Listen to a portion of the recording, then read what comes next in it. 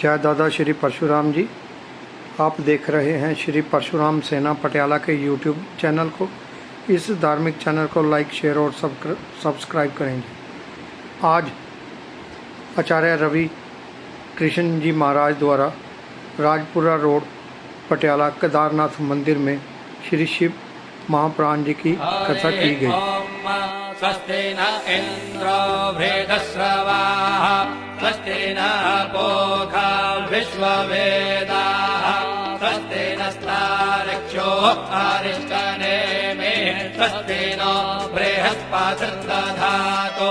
ॐ पयः पृथिव्यां पय ओषधे उपयो दिव्यन्तरिक्षे पयोधाः पयस्पते।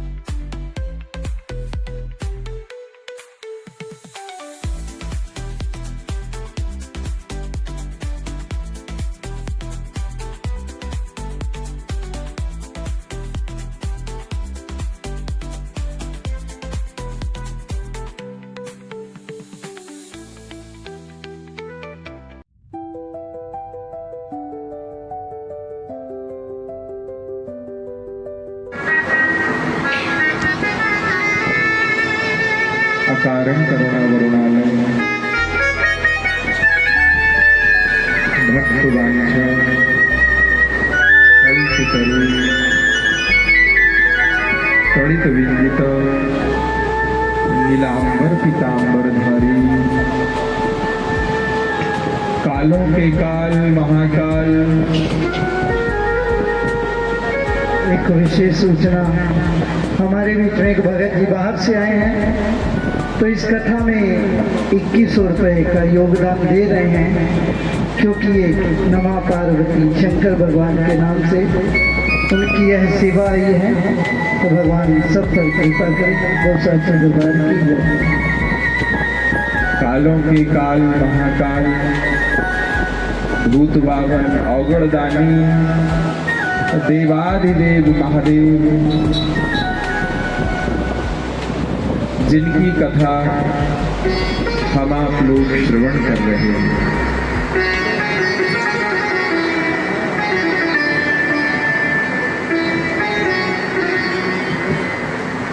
आज कथा का 7वां दिवस है।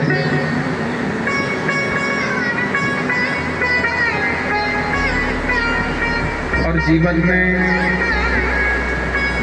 7 का बड़ा महत्व होता है। कितने का? बोलो। 7। दिन कितने? समुद्र कितने? नदियां कितनी? रंग कितने? संगीत में स्वर कितने? इंद्रधनुष में भी 7 ही होते हैं। और पाणी ग्रहण विवाह हुए तो फेरे कितने?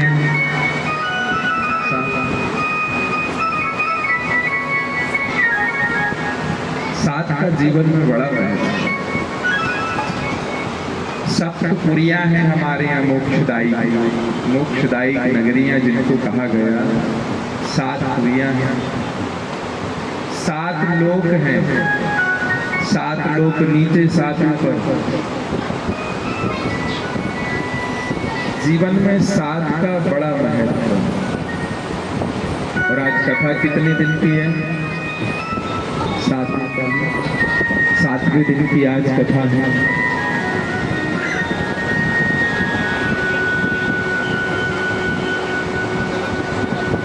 आइए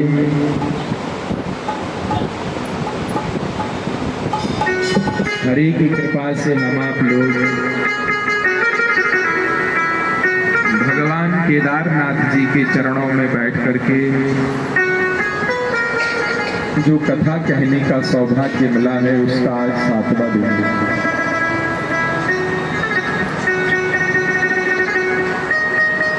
निश्चित ही इस कथा को कोई कर नहीं रहा, इस कथा को भगवान केदारनाथ करा रहे हैं, क्योंकि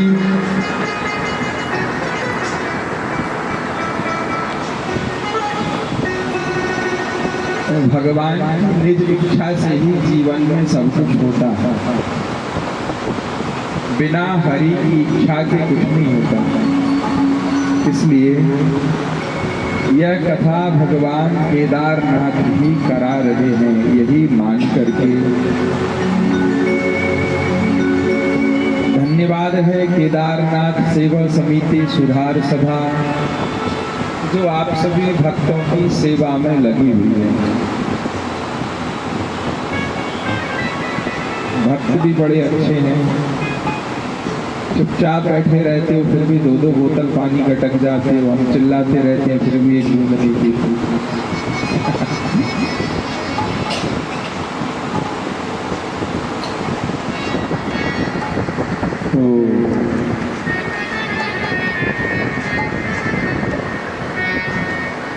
एक बार जोरदार ताली आप लोगों के लिए।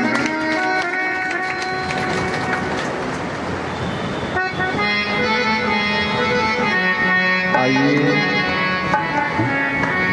आज की कथा को प्रारंभ करें। राजा रामचंद्र के चरणों में प्रणाम, युगल सरकार के चरणों में प्रणाम, देवादिदेव महादेव के चरणों में प्रणाम, श्री हनुमान जी महाराज के चरणों में प्रणाम, सदगुरुदेव भगवान के चरणों में प्रणाम, दृश्य रूप से विराजमान सभी देव शक्तियों के चरणों में प्रणाम, साधु संत समाज को प्रणाम, श्रेष्ठ जन विद्वत जन ब्राह्मणों को प्रणाम, संगीत को प्रणाम। आप सभी के हृदय कमल में विराजे परमात्मा के चरणों में बार बार प्रणाम करते हुए आइए भगवान नाम लेकर के 2-4 बार फिर कथा प्रवेश करें। हाँ भैया, और जैसा प्रथम दिन से हम आप लोगों से कह रहे हैं कि हरेर नाम हरेर नाम च केवलम। इस जगत में अगर कोई सहारा है परमानेंट तो वो केवल भगवान का ही नाम है। इसलिए आइए उसी भगवान के नाम को लेते हुए आज के कथा सत्र को हम प्रवेश करें। सब लोग जय भगवान की। कैलाश के निवासी नमो बार बार है, नमो बार बार है, आयो शरण तिहारी भोले तार तार है। कैलाश के निवासी नमो बार बार है, नमो बार बार है, आयो शरण तिहारी भोले तार तार है। कैलाश के निवासी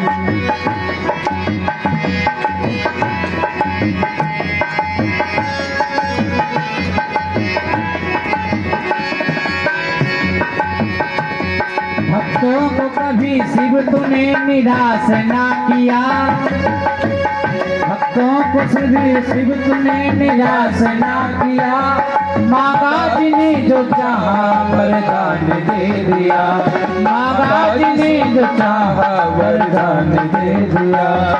बड़ा है तेरा दायरा हो दायरा, बड़ा है तेरा दायरा दातार तू, बड़ा है तेरा दायरा बड़ा दातार तू, आयो शरण तिहारी भोले तार तार तू। कैलाश के निवासी नमो बार बार, आयो शरण तिहारी भोले तार तार तू।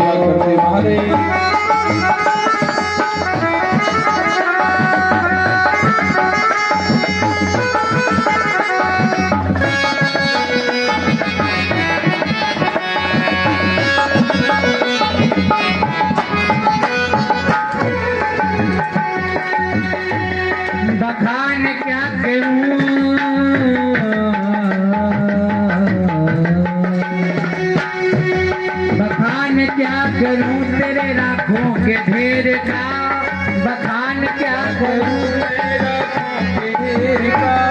जपती भभूत में है खजाना कुबेर का, जपती भभूत में है खजाना कुबेर का। हे गंगाधार मुक्तिधार ओमकार तू, हे गंगाधार मुक्तिधार ओमकार तू। आयो शरण तिहारी भोले तार तार तू, कैलाश के निवासी नमो बार बार हूँ। आयो शरण तिहारी भोले तार तार तू, कैलाश के निवासी नमो बार बार हूँ। एक बार सभी भक्त लोग भगवान को हाथ उठा करके नमन करते हुए तत्पश्चात कथा में प्रवेश करेंगे। सभी लोग ऊंचे ऊंचे हाथ उठाएं। कैलाश के निवासी नमो बार बार को, आयो शरण तिहारी भोले तार तार को, आयो शरण तिहारी भोले तार तार को, आयो शरण तिहारी भोले तार तार। भगवान की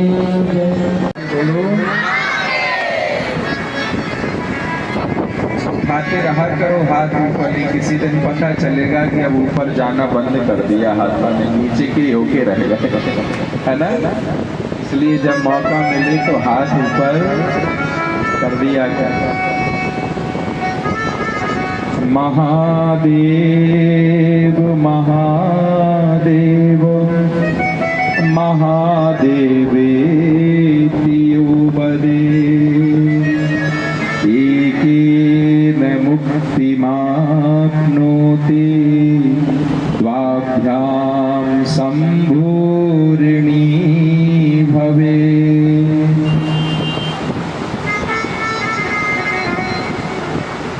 हमने आपको कहा था ना कि अगर 3 बार महादेव कहोगे तो कथा कहती है महादेव महादेव महादेवेति यो भवे। जो 3 बार महादेव कहता है, एकेन मुक्तिमाप्नोति, एक बार में भगवान शिव मुक्ति प्रदान करते हैं। द्वाभ्याम शंभो ऋणी भवेत, और 2 बार के बदले भगवान शिव ऋणी हो जाता है। कोई ऐसा तीनों लोक में जो नाम लेने पर आपका ऋणी हो जाता है? बोलो, कोई है? कोई नहीं। इसलिए रुपया लगता है न खर्चा लगता है, महादेव बोल लिया करो, अच्छा लगता है। कुछ लगना तो है ही नहीं। बात तो तब बिगड़ जाती जब एक बार महादेव बोल ले कि 100 रुपया लग जाएगा, तो फिर महंगा पड़ता बोलना कि हमारा 3 बार तो नहीं बोल पाएंगे, एक बार में 300 खर्च होता है ना। यहाँ तो कुछ भी नहीं लगना। बोलो, अरे भैया जब सब कुछ निःशुल्क है, कुछ लगना नहीं शुल्क, तो फिर बोला क्या। और भक्त की केवल एक चाह, कोई दूसरी चाह है ही नहीं।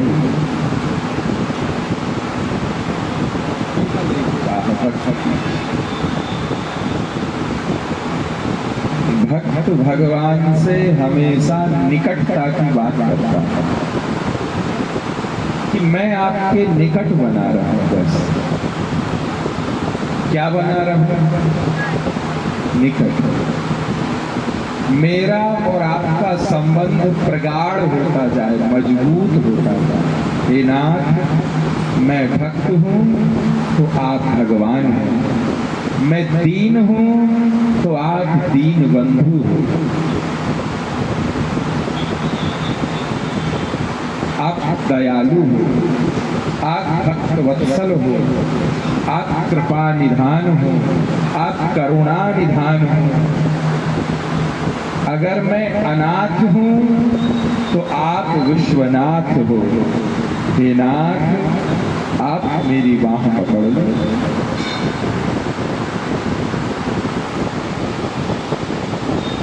हम भगवान के निकट होते जाएं। तब तो व्रत, तब तो कथा, तब तो सत्संग का फल है। बोलो। अच्छा, आप लोग सब उपवास करते हो? व्रत कौन कौन करता है? बस लाज बड़ी आती है ठाकुर जी के हाथ उठाने में, सच बोल रहे हैं ना। उपवास करते हो ना, उसका मतलब क्या है? अच्छा समझो, उपवास का मतलब क्या है? संस्कृत में उप का मतलब होता है निकट। उप का मतलब क्या है? नजदीक, निकट। और वास का मतलब रहना।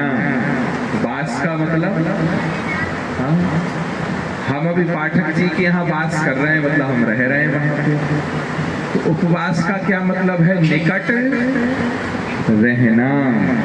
अब भोले बाबा का व्रत अगर जिस दिन है तो कथा कहती है कि हम भोले बाबा के निकट रहें, है ना? हम निकट किसके रहते हैं? रसोई घर के। सुबह से महाराज कोई बात ना करे, आज व्रत है, हमारा सर दर्द होता है व्रत वाले दिन। चाय के साथ सुबह होती है, कॉफी के साथ काजू बादाम खाते हो, फिर बढ़िया मखाना घी में तल लिया है ना, तो ड्राई फ्रूट घी में डाल के खाते हो, फिर गिलास भर के दूध पीते हो, फिर केला खाते हो, फिर फलहार करते हो, और फल लाओगे अनेक प्रकार के, वो खाओगे, फिर दिन में सो जाओगे कि महाराज बड़ी थकान हो जाती है, व्रत है तो सो गए। फिर शाम को उठे तो फिर लगेगा कि अब क्या रखा है खाने के लिए, फिर दूध चाय पियोगे, फिर फल खाओगे, फिर देखोगे अब क्या खाना है, आज कोई काम नहीं करना, व्रत है। अब बताओ, व्रत था भोलेनाथ का और हम पास किसके रहे? हम बेडरूम के पास रहे, सो गए। हम भोजन के पास रहे, बढ़िया बढ़िया, हमने फल फ्रूट, ड्राई फ्रूट, लस्सी, मखाना, दूध सब खाया पिया, जूस पिया। इसका मतलब है कि हम व्रत वाले दिन खाने पीने वाली वस्तुओं के ज्यादा निकट रहे, भोले बाबा से तो दूर रहे। आए तो आए मंदिर, एक बार एक लोटा जल चढ़ाया, एक बार शंभू बोल करके ऐसे गए कि फिर लौट के नहीं आए। तो ऐसे व्रत का क्या मतलब? अब बोलिए। व्रत का मतलब है कि आपसे भूखा न रहा जाए तो कोई बात नहीं, आप 4 समय भोजन करो, लेकिन जिस दिन व्रत हो उस दिन पूरे दिन महादेव महादेव महादेव महादेव रटते रहो। हम महादेव तो रटते नहीं है, हम तो सो जाते। मैया कितना विधि विधान से व्रत करिए, शास्त्र कहता है अगर उस दिन आपने दिन में शयन कर लिया तो आपको व्रत का फल मिलने वाला नहीं है। अरे सोना तो रोज है, आज व्रत है तो आज महादेव को भजना है, और सोओगे तो कैसे भजोगे? बोलो बोलो ना। इसलिए व्रत वाले दिन, उपवास वाले दिन सोया नहीं जाता। आपने सत्यनारायण जी की कथा सुनी है? उसमें क्या कहते हैं सूत जी? बोलो। व्रत करो, कथा सुनो, ब्राह्मण भोजन कराओ, कन्याओं को भोजन कराओ, है ना? रात्रि में नृत्य गीत आदि का आचरण करते हुए समय व्यतीत करो। जैसे भी हो नाच गाते भगवान का नाम लेते लेते रात गुजारो। हाँ, शिवरात्रि में हम लोग क्यों रात भर जागते हैं? जागते हैं ना? क्यों? और जागते हैं तो पूजा भी करते हैं, भजन भी करते हैं। क्यों? क्योंकि यही व्रत का असली विधि है। व्रत में जिस देवी का, जिस देवता का व्रत करो उसके हम निकट ज्यादा रहें, पास ज्यादा रहें। उसको लगना तो चाहिए कि ये मेरा भक्त है। किसी बड़े नेता से कहो कि महाराज हम आपके बड़े चाहने वाले, वो कहेगा हमारे घर तो दिखते नहीं हो कभी, चाहने वाले कैसे। इसका मतलब है कि हमें जिससे निकटता बढ़ाना है उसके पास बार बार आना जाना पड़ेगा, है ना। बार बार आने जाने से क्या होगा, जान पहचान बढ़ती चली जाएगी। हाँ, आप किसी बड़े आदमी के घर जाओ, पहले ही दिन सोफा पे नहीं बिठाएगा, पहले तो चौखट पे ही खड़े रहोगे। हाँ, जब कुछ दिन गुजर जाएंगे तब पानी पीने मिलेगा, फिर कुछ दिन गुजर जाएंगे फिर कुर्सी मिलेगी बैठने, और जब उसकी और आपकी बहुत निकटता हो जाएगी तो फिर सीधा जाके उसी के पास सोफे पे बैठोगे ना। ऐसी हम भगवान का कथा सुन के, भजन करके, पूजन करके, जप करके, तप करके, दान करके, पुण्य करके हम अपनी और भगवान की निकटता को बढ़ाएं। अभी हम कहाँ बढ़ाते हैं निकटता? संसार के लोगों से। हम संसार के लोगों के घर जाते हैं बैठने, है ना। तुम्हारे अलावा कोई नहीं है हमारा, हमें जब भी लगता है तो हम तो आपके पास आके बैठ जाते हैं। अरे जब लगे कि दुखी हो, परेशान हो तो किसी व्यक्ति के घर जाके ना बैठो, महादेव की चौखट पे आके बैठो। महादेव ने कृपा कर दी, मैया सुनना है, कथा सुनना है, आपकी बात हो कोई पूछने की बात मत पूछो, है ना। चलो बोलो, क्या बोल रहे हो? काय कर रहे हो? हाँ, सुबह पूरा करें, शाम को मतलब। अरे जब आपका मन करे तब करो, हम कह रहे हैं 24 घंटा भजन करो केवल। हमारा मतलब इतना सा है कि आप तो महादेव रटो बस। हाँ, आजकल लोगों ने भूखे रहने को व्रत समझ लिया, भूखे रह के सो जाते हैं कि थकान है। वही तो कह रहे हैं हम, वही तो कह रहे हैं कि आज कुछ नहीं करेंगे, व्रत है, जूस पी लेंगे, फल खा लेंगे, दूध पी लेंगे, लेकिन भगवान का नाम नहीं लेंगे। गाड़ी उठा के घूमने चले जाएंगे, टीवी देख लेंगे, समाचार देख लेंगे, गेम खेल लेंगे, रील देख लेंगे, लेकिन भगवान का नाम नहीं लेंगे।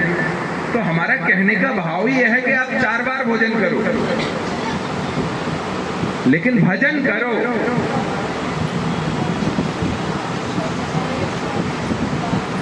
पारणा कब करना है? सोमवार के व्रत करें। सोमवार का व्रत शाम को अपन पा सकते हैं, एकादशी में दूसरे दिन पारणा होता है केवल। बाकी व्रतों में तो अब देखिए, असल में अगर सच्चाई देखी जाए तो व्रत में पूरे दिन कुछ खाने पीने का, फल और दूध छोड़ के कोई विधान है ही नहीं, क्योंकि व्रत में फलहार है, फुल आहार नहीं है। क्या है? फल आहार है, फुल आहार नहीं है। आप लोगों की प्लानिंग चलती है 2 दिन पहले से कि अब शिवरात्रि आ रही है तो ये भी खरीद लो, ये भी बना लो, ये बना लेंगे, ये बना लेंगे, ये बना लेंगे। ये कोई चिंता नहीं करता कि एक हम धतूर की माला बनाएंगे, एक बेल पत्र की माला बनाएंगे, शमी पत्र की बनाएंगे, तो बेल फल चढ़ाएंगे, तो ऐसा करेंगे। ये ना, खाने पीने की प्लानिंग होती है कि ऐसा ऐसा खाएंगे पिएंगे। अब ये नहीं पूछना अलग से कि कोई भी व्रत हो, कोई भी व्रत में नमक खाने की विधि नहीं है। काला हो, सेंधा हो, फलाहारी हो, कोई व्रत नमक खाने की कोई विधि नहीं है। बहुत लोग खाते हैं, आधा दुनिया खाती है, देश खाता है, लेकिन वो व्रत नहीं है। आपने नमक खा लिया मतलब स्वाद चाहिए आपको, और जहाँ स्वाद है वहाँ व्रत कहाँ है। इसलिए व्रत में सीधा फलाहारी है। आपने देखा होगा संतों को फलाहार करते हैं, दूध पीते हैं, है ना, फल खाते हैं,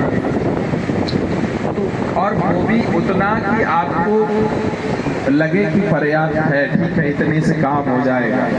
अगर व्रत वाले दिन ज़्यादा खा लोगे तो आलस आएगा, आलस आएगा तो आपका मन करेगा 1 घंटे लेट लें, फिर करेंगे कुछ काम, है ना, फिर बात बिगड़ जाएगी। इसलिए सबसे बड़ा व्रत जो है ना, वो भगवान का भजन है। व्रत वाले दिन बेफिजूल की बातें न की जाएं। व्रत वाले दिन अधिक ना बतियाया जाए, कम बोला करो व्रत वाले दिन। जितना बोलेंगे उतना एनर्जी नष्ट होगी हमारी, इसलिए हम मन ही मन भगवान का जप करें ना। और मैया एक व्रत हम बताए देते हैं आपको, आप बहुत व्रत करती हो, एक व्रत हमारे कहने से करना किसी दिन, उसमें 7 दिन का परहेज नहीं है, किसी भी दिन कर सकते हैं। उसमें महीने भर में तिथि का कोई विधि नहीं है, कभी भी कर सकते हैं। कौन सा व्रत बोलो? किसी दिन महीने में एक दिन आप विचार कर लेना कि आज हमारा व्रत है। कौन सा? मौन व्रत। कौन सा व्रत? मौन व्रत। किसी से कुछ नहीं बोल रहे, किसी से कुछ नहीं बोल रहे। फिर आप देखो, केवल भगवान का नाम चलने दो भीतर। हाँ, उस दिन स्टेटस लगा दो व्हाट्सएप पे कि आज हमारा मौन व्रत है, कोई फोन ना करे, कोई बात करने का प्रयास ना करे। और एक बात और बताएं आपको, मौन का मतलब ये नहीं होता कि चुप हो जाना। आप फिर उस दिन मोबाइल लेके बैठ जाओ कि मैसेज करते रहो कि आज तो हमारा मौन व्रत है, बोल नहीं पा रहे, बस थोड़ी देर में ना। ये मौन व्रत नहीं है कि आप लिख के बता रहे। मौन का मतलब है कि आपका मुंह भी बंद हो गया और भीतर जो द्वंद है वो भी बंद हो गया। 2 लोग लड़ते हैं, तीसरा बचाता है, बोलता है चुप हो जाओ। 2 लड़ते हैं, तीसरा क्या बोलता है? मत लड़ो, चुप हो जाओ। तो वो चुप हो जाता है, मौन नहीं होता। चुप जो व्यक्ति हो जाता है उसके भीतर चलता रहता है कि काश तूने नहीं पकड़ा होता तो मैं इसको बताता। यानी भीतर तो चल रहा है अभी। और मौन का मतलब है कि हम बाहरी रूप से भी चुप हो गए और हम भीतर से भी शांत हो गए। अब हमें किसी से कुछ नहीं कहना, अब कुछ नहीं कहना किसी से।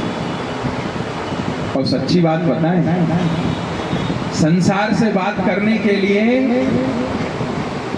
संसार से बात करने के लिए फोन की जरूरत है। ये मैया रखे हाथ में, इसी से करती है बात लोगों से। संसार से बात करने के लिए फोन की जरूरत है और महादेव से बात करने के लिए मौन की जरूरत है। जो चुप नहीं होगा वो बात नहीं कर पाएगा, जो बोलता रहेगा वो बोलता ही रहेगा, जो शांत हो गया वो बात कर पाएगा। और संसार से बात करने पर बिल देना पड़ता है, देते हो? संसार से बात करने के लिए बिल देना पड़ता है और महादेव से बात करने के लिए दिल देना पड़ता है। महाराज वो मन बुद्धि से समझ नहीं आएगा, उसके हाथों अपना हृदय समर्पित करना पड़ेगा, तब वो समझ आएगा।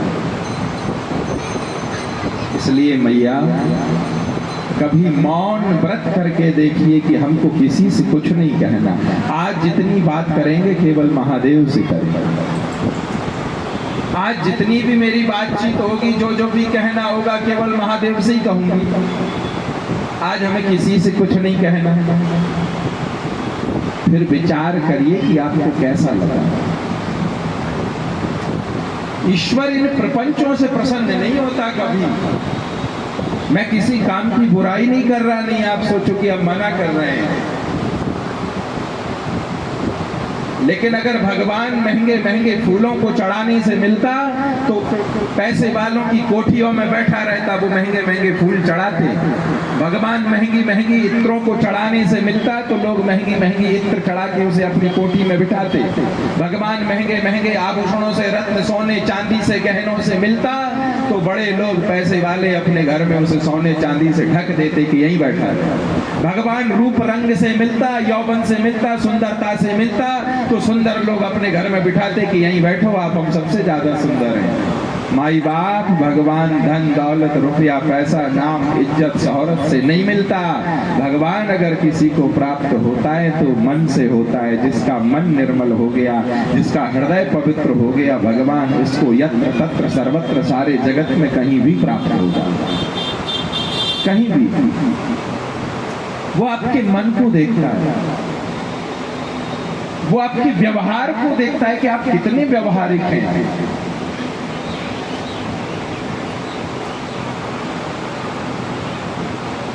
महाराज वो आपके आचरणों को देखता है कि इसके आचरण क्या है।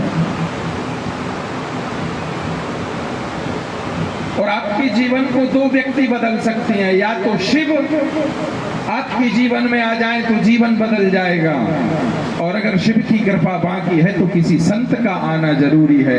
या तो शिव कृपा करेंगे या संत कृपा करेंगे, तब आपके जीवन में बदलाव आएगा। दो कृपा नहीं करेंगे तो कुछ बदलने वाला नहीं है। इसलिए हम कहते हैं कि या तो शिव के निकट रहो या संत के निकट रहो।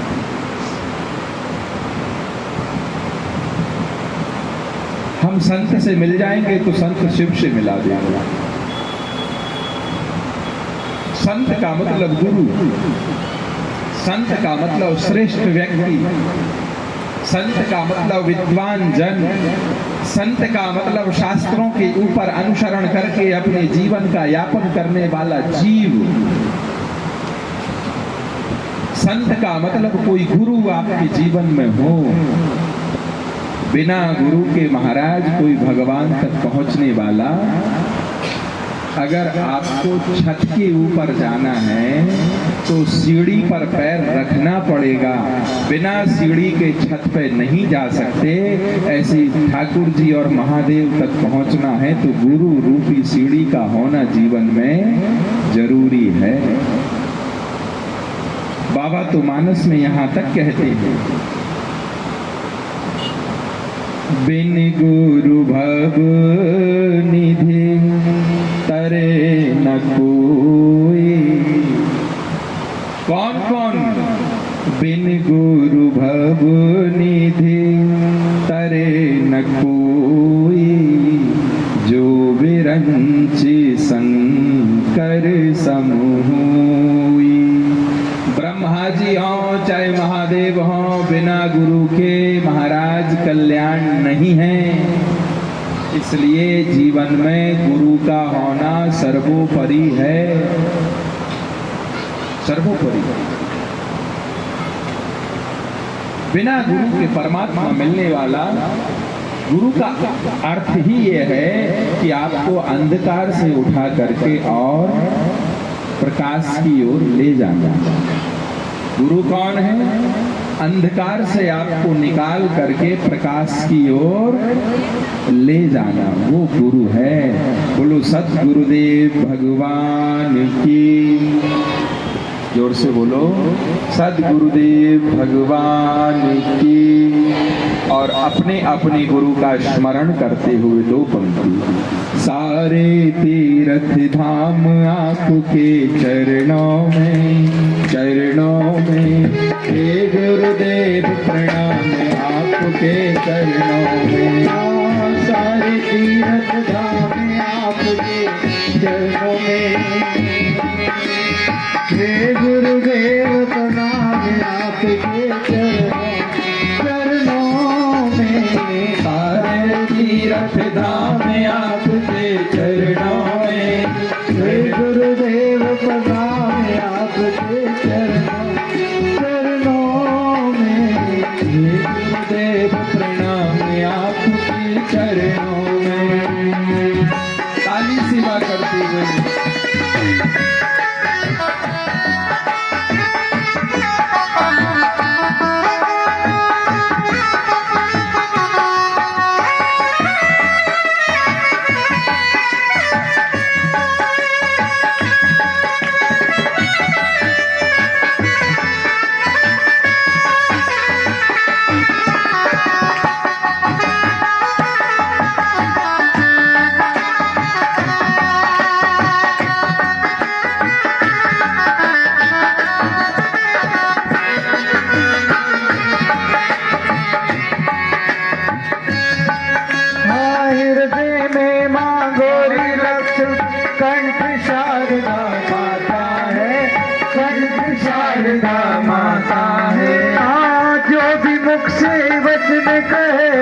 वचन सिद्ध हो जाता है, वो वचन सिद्ध हो जाता है।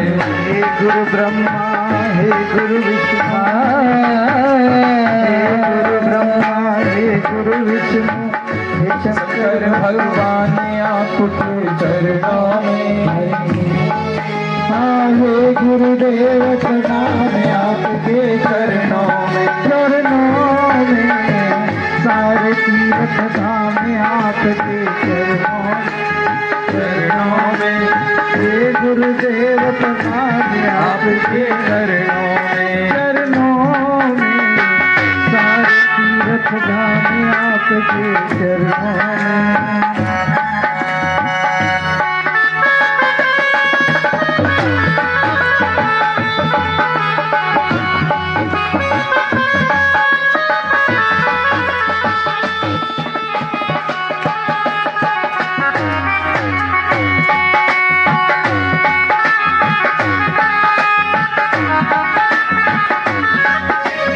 जन्म के दाता माता पिता हैं आप कर्म के दाता हैं जन्म के दाता माता पिता है आप कर्म के दाता हैं आप मिलाते हैं ईश्वर से आप भाग्य विधाता हैं आप ही भाग्य विधाता है आप ही भाग्य विधाता है दुखिया मन को रोगी तन को दुखिया मन को रोगी तन को मिलता है आराम आपके चरणों में हे गुरुदेव प्रणाम मैं आपके चरणों में हे गुरुदेव प्रणाम आपके चरणों में सारे तीर्थ धाम आपके चरणों में हे गुरुदेव प्रणाम आपके चरणों में हे गुरुदेव प्रणाम आपके चरणों में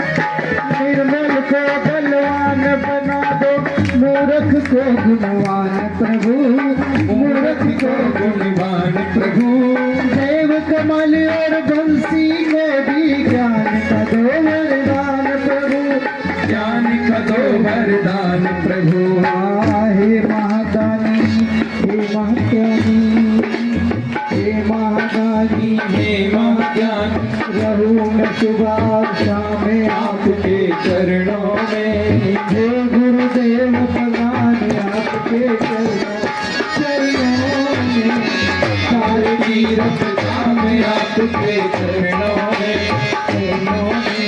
हे गुरुदेव प्रणाम आपके हे गुरुदेव प्रणाम आपके चरणों में सारे तीर्थ धाम आपके चरणों में हे गुरुदेव प्रणाम आपके चरणों में हे गुरुदेव प्रणाम आपके चरणों में हे गुरुदेव प्रणाम आपके चरणों में बोल श्री सतगुरुदेव भगवान की बोलो आप लोग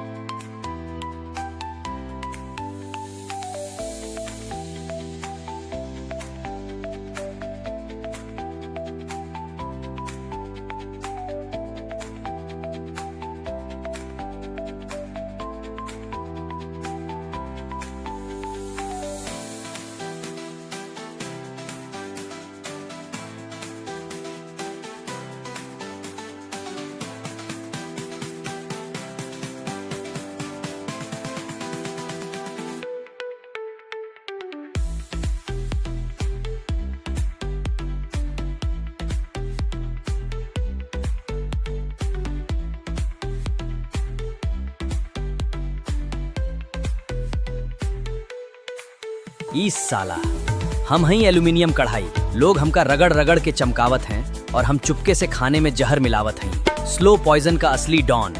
ओए सुन, मैं हूँ नॉन स्टिक तवा, सिस्टम पाड़ देंगे। जरा सा स्क्रैच लगा नहीं कि सीधा कैंसर वाला केमिकल पैफेस खाने में उतार के सीधा डीएनए हिला डालू रे।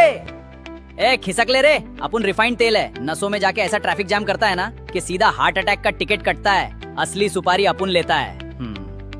मियाँ, हम हैं सफेद चीनी। अस्सलामुअलैकुम। एक बार लत लग गई ना तो इंसुलिन की ऐसी तैसी करके पूरी बॉडी को अंदर से खोखला कर देते हैं, समझे? रोम रोम रे बावड़ो, मैं हूँ प्लास्टिक बोतल। गर्म पानी घाल के पियोगे मेरे में? माइक्रो प्लास्टिक छोड़ के हार्मोन्स की ऐसी टाई टाई फिस करूँ कि पानी ना मांगे कभी। अरे भक बुड़बक, हम हई मैदा। जब हम पेटवा में जाइला ना तो आंत में ऐसन फेविकोल जैसन चिपक जाइला कि पूरा डाइजेशन जाम कर दी। खम्मा घनी सा, मैं हूँ मच्छर मार लिक्विड। मच्छर को तो ठिकानों को नहीं, पर बंद कमरे में 8 घंटा तक मैं फेफड़ों में सोरो जहर घोलूं सा कि सांस लेनो भारी पड़ जावे। अरे डट जाओ रे फुफाड़ के, मैं हूँ लोहे की कढ़ाई। थारे इन ने घर का नाश मार दिया। जब तक मैं इस घर में था छोरे पत्थर भी हजम कर लेते थे। ये एल्यूमिनियम और रिफाइंड शरीर खोखला कर रहे हैं। वीआईपी बनने के चक्कर में सेहत का जनाजा निकाल रखा है। हाँ, सत्य कहा।